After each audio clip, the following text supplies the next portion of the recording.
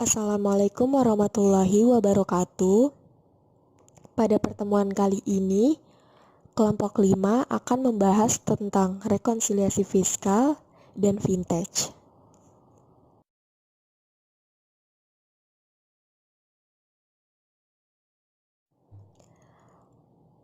Pembahasan yang pertama mengenai rekonsiliasi fiskal. Rekonsiliasi fiskal adalah proses penyesuaian atas laba komersial yang berbeda dengan ketentuan fiskal untuk menghasilkan penghasilan neto atau laba yang sesuai dengan ketentuan pajak. Rekonsiliasi fiskal merupakan lampiran SPT tahunan PPh Badan yang berupa kertas kerja berisi penyesuaian antara laba rugi komersial sebelum pajak dengan laba rugi berdasarkan ketentuan perpajakan. Rekonsiliasi fiskal dilakukan oleh wajib pajak karena terdapat perbedaan penghitungan, khususnya laba menurut akuntansi atau komersial dengan laba menurut perpajakan fiskal.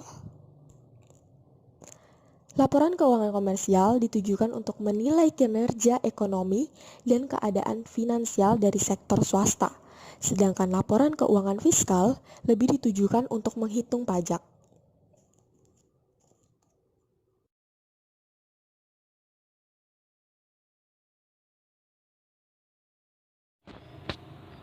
Dalam rekonsiliasi fiskal, terdapat beberapa koreksi fiskal positif dan koreksi fiskal negatif.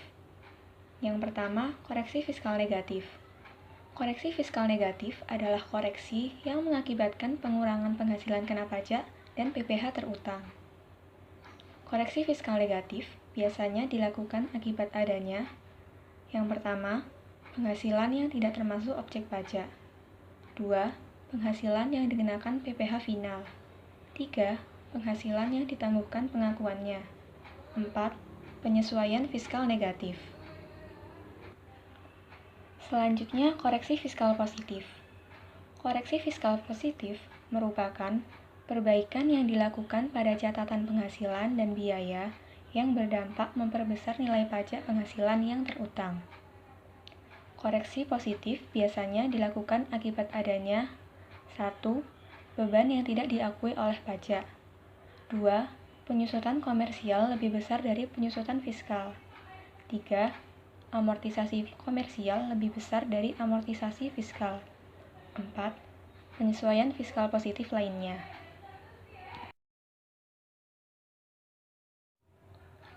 Rekonsiliasi fiskal memiliki beberapa jenis.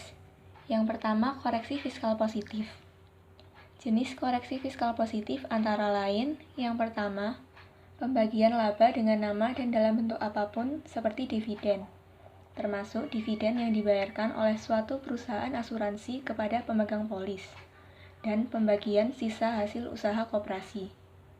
2. Biaya yang dikeluarkan atau dibebankan untuk kepentingan pribadi pemegang saham, sekutu, ataupun anggota. 3. Pembentukan atau pemupukan dana cadangan. 4. Pajak penghasilan. 5. Biaya yang dibebankan atau dikeluarkan untuk suatu kepentingan pribadi wajib pajak atau orang yang menjadi tanggungannya.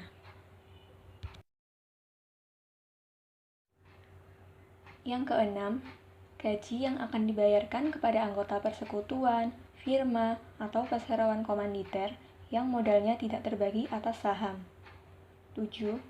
Persediaan yang jumlahnya melebihi kapasitas jumlah berdasarkan metode penghitungan yang sudah ditetapkan dalam Pasal 10 Undang-Undang Nomor 36 Tahun 2008 tentang PPh. 8. Penyusutan yang jumlahnya melebihi jumlah kapasitas berdasarkan metode penghitungan yang sudah ditetapkan dalam Pasal 10 Undang-Undang Nomor 36 Tahun 2008 tentang PPh. Rekonsiliasi fiskal. Rekonsiliasi fiskal adalah proses penyesuaian atas laba komersial yang berbeda dengan ketentuan fiskal untuk menghasilkan penghasilan neto atau laba yang sesuai dengan ketentuan pajak. Rekonsiliasi fiskal merupakan lampiran SPT tahunan PPh Badan yang berupa kertas kerja berisi penyesuaian antara laba rugi komersial sebelum pajak dengan laba rugi berdasarkan ketentuan perpajakan. Dalam rekonsiliasi terdapat dua koreksi, yaitu koreksi fiskal positif dan koreksi fiskal negatif. Yang pertama, koreksi fiskal negatif.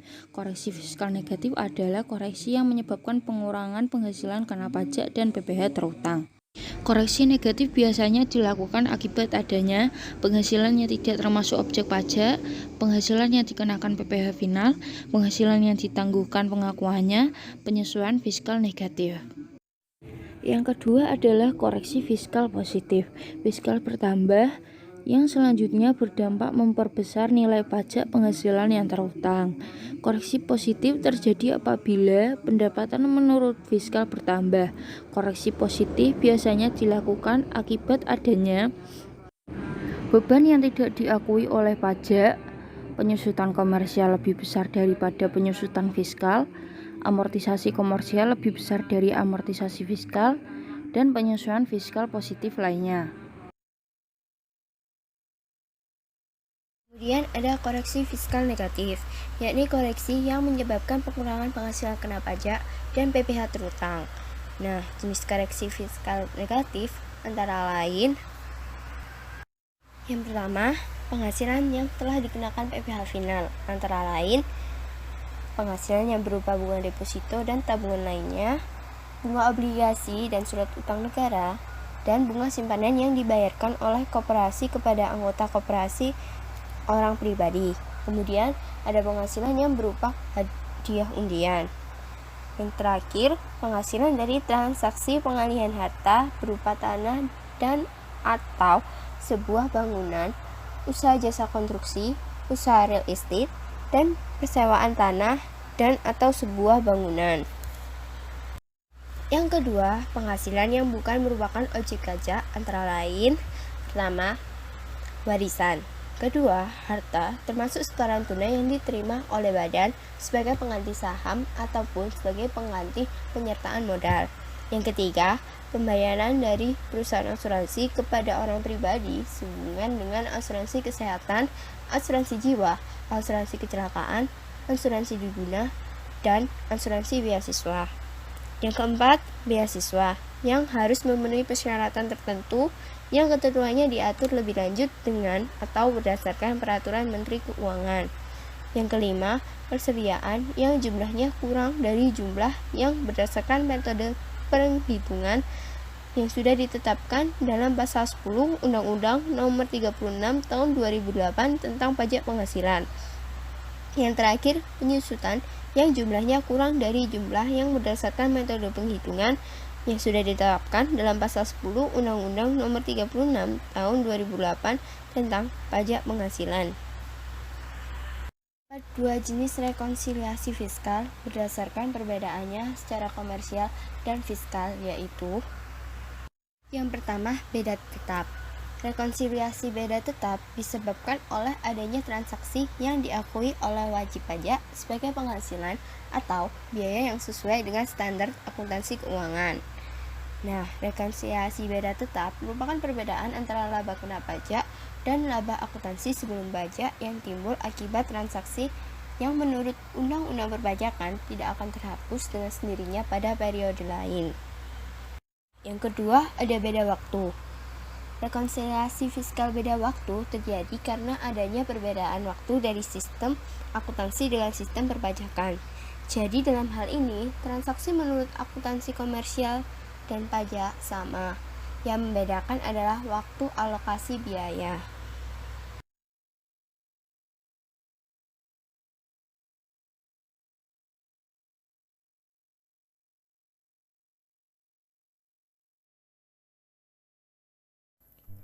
Pada kesempatan kali ini, kita akan masuk ke dalam pembahasan mengenai definisi dari fintech.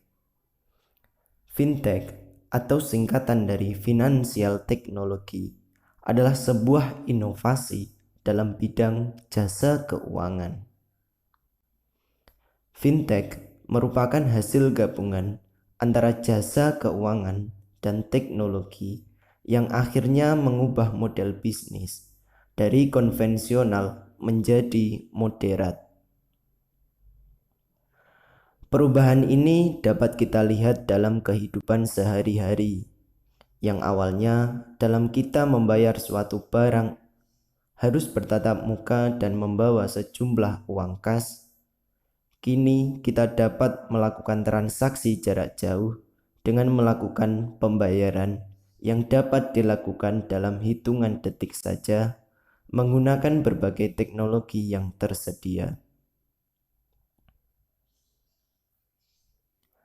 Pembahasan selanjutnya adalah mengenai kategori fintech menurut Bank Indonesia.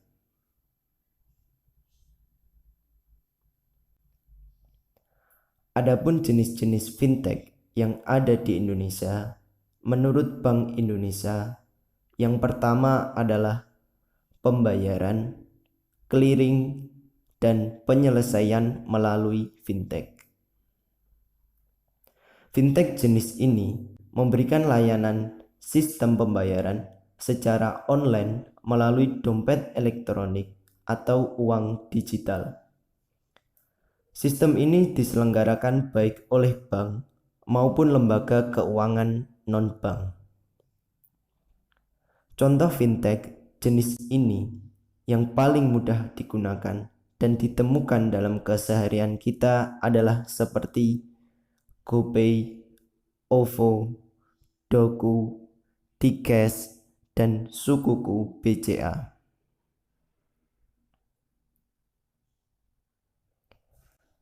Kemudian jenis fintech yang kedua adalah deposito, pinjaman, dan penambahan modal. Fintech jenis ini mempertemukan antara pemberi pinjaman dengan pencari pinjaman dalam satu platform. Satu peminjam dapat didanai oleh dana yang terkumpul dari platform tersebut yang telah terkumpul dari berbagai investor.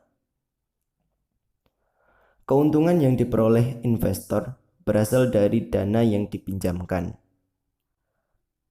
Contoh dari fintech ini adalah Modalku, Investri, Akseleran, dan Uang Teman.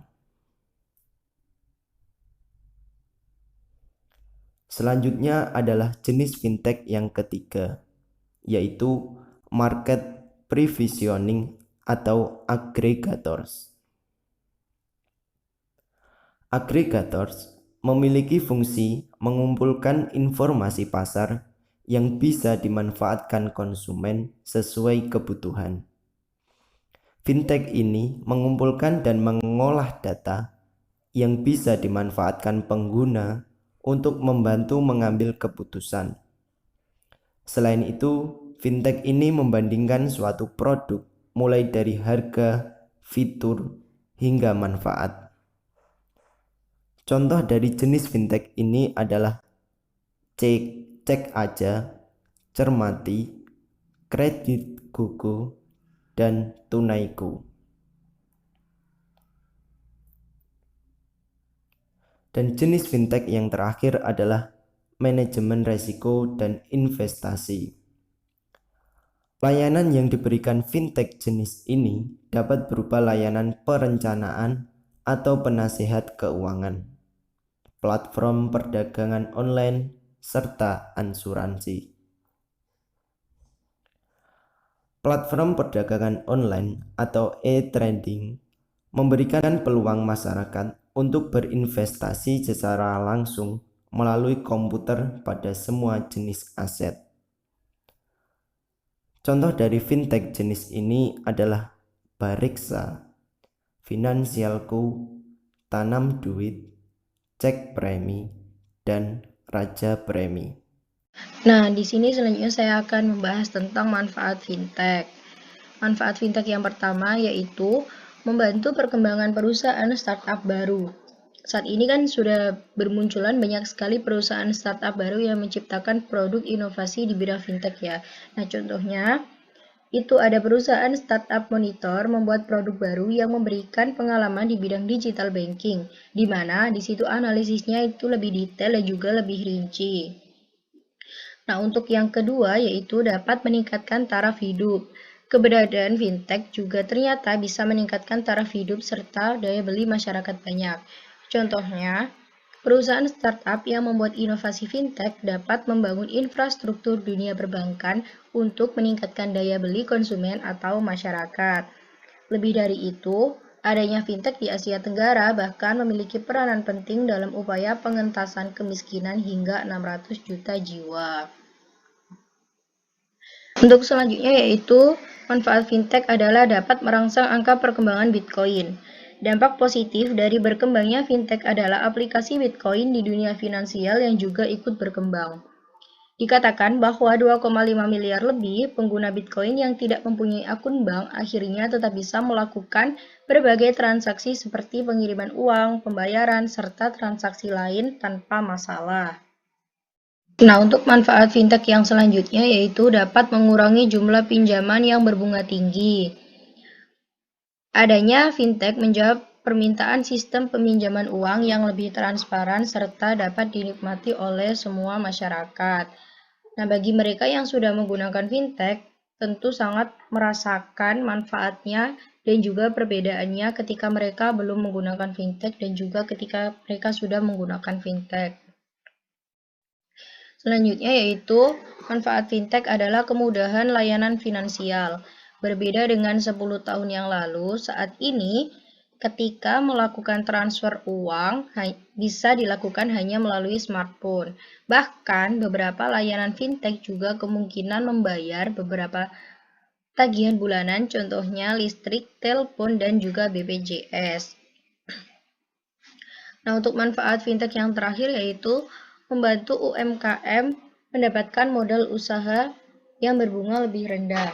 Saat ini, ada cukup banyak penyedia layanan fintech di Indonesia yang menawarkan pinjaman modal usaha dengan bunga relatif lebih rendah dibandingkan dengan bunga bank. Nah, ini sangat bermanfaat ya untuk masyarakat yang ingin mendirikan UMKM. Jika kesulitan untuk mencari modal, dapat dipermudah dengan adanya layanan fintech ini.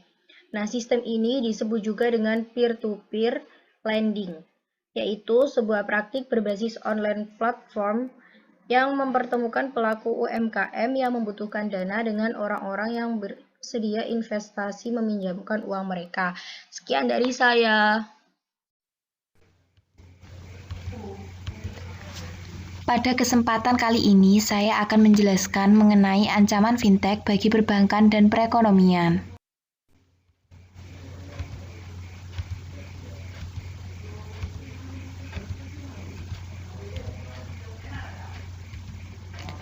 Fintech kini tidak menjadi ranah eksklusif untuk ahli teknologi dan politik. Krisis finansial pada tahun 2008 menjadikan bank-bank menyalurkan sumber daya mereka pada kebijakan baru untuk memuaskan para regulator dan untuk berinovasi. Hal ini menjadikan sebuah pasar besar bagi perusahaan yang lebih kecil, seperti UMKM, menciptakan sebuah produk inovatif yang menyediakan pertumbuhan dan solusi pada big data bagi institusi keuangan.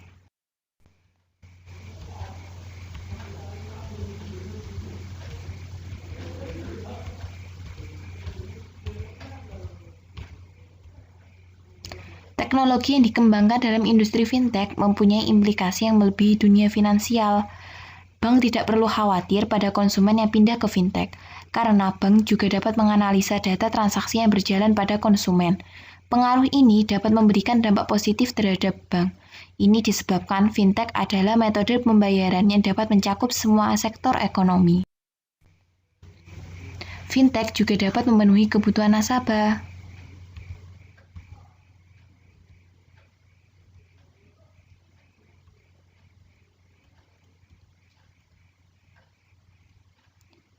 Masyarakat sekarang sudah mengenal berbagai macam perbankan elektronik seperti EDC, Internet Banking, SMS Banking, ATM, dan lain-lain.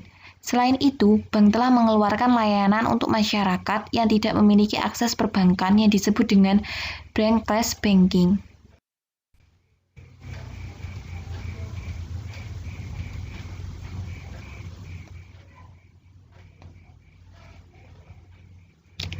Regulator dapat menetapkan threshold pada skala beberapa penyelenggara fintech diwajibkan untuk memperoleh izin. Dalam tahap awal dan skala yang kecil, regulator cukup memonitor kegiatan usaha dan perkembangan fintech atau rezim pendaftaran. Dalam skala besar, dapat memunculkan resiko blind spot sehingga fraud dapat mengganggu market atau investor confident atau rezim perizinan. Bank Indonesia dalam menjalankan kebijakan dan pengaturan fintech terletak pada kewenangan yang terkait.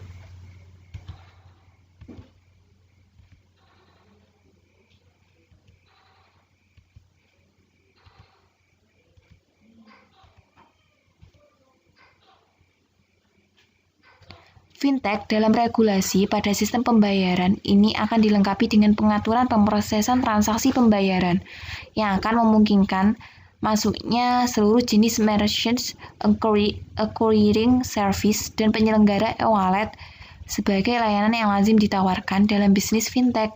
Pada akhirnya, kontribusi fintech dan harapan terhadapkan banyak dipengaruhi oleh peranan pemerintah, bukan hanya melalui dukungan formal berupa regulasi, tapi bagaimana regulasi tersebut dapat mendorong seluruh stakeholder terkait untuk menciptakan ekosistem yang mendukung inklusi keuangan.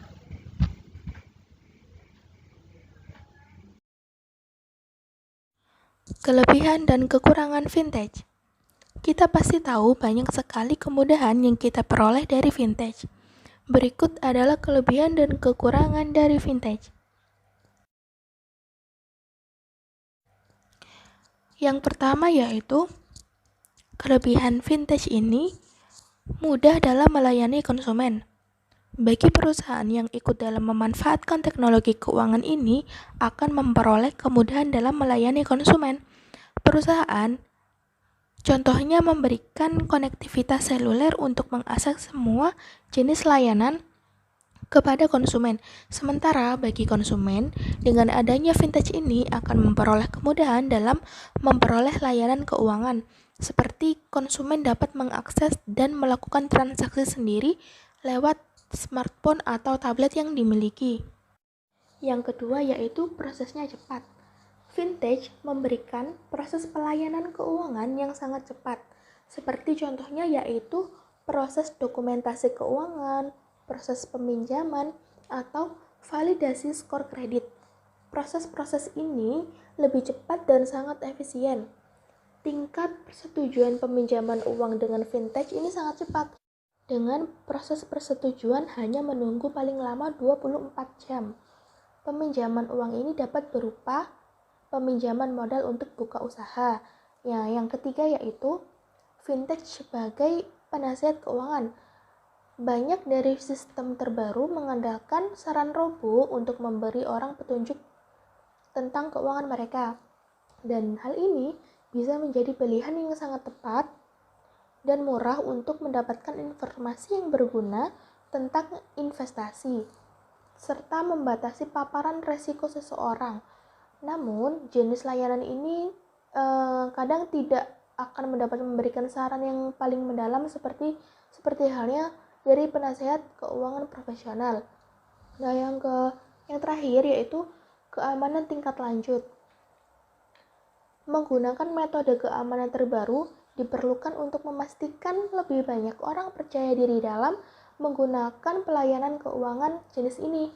Nah, kebutuhan untuk memanfaatkan teknologi seluler terbaru telah menghasilkan investasi besar dalam keamanan untuk memastikan data pelanggan tetap aman.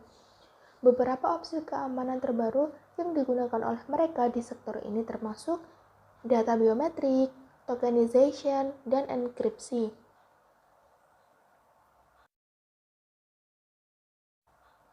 Selanjutnya yaitu kelemahan fintech. Yang pertama yaitu fintech ini wajib terkoneksi dengan internet. Bagi pengusaha yang baru memulai merintis bisnisnya, pasti memerlukan biaya yang besar untuk memulai usahanya. Karena untuk mendapatkan pelayanan teknologi keuangan ini, pengusaha harus menyediakan fasilitas komputer, tablet, atau smartphone yang sudah terhubung dengan internet. Layanan teknologi keuangan ini hanya bisa diakses dengan jaringan internet. Jika kita berada di wilayah yang belum memiliki terakses internet, kita tidak akan bisa mengakses layanan keuangan ini dengan mudah. Nah, yang kedua yaitu fintech hanya menjangkau pebisnis yang melek internet. Layanan teknologi keuangan belum bisa dinikmati semua kalangan, terutama bagi masyarakat yang belum mendapatkan akses internet dan belum menerima informasi tentang teknologi keuangan ini.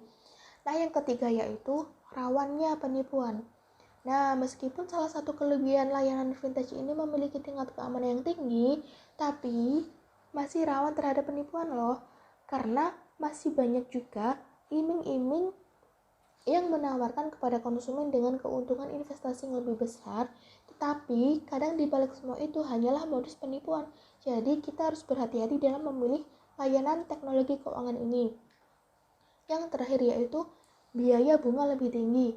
Umumnya layanan fintech ini sebagian besar mengandalkan keuangan tradisional dalam menyalurkan pinjaman. Hal ini tuh dapat menambah biaya yang dikeluarkan oleh konsumen. Nah, tadi adalah kelebihan dan kelemahan dari fintech. Sekian dari saya. Terima kasih.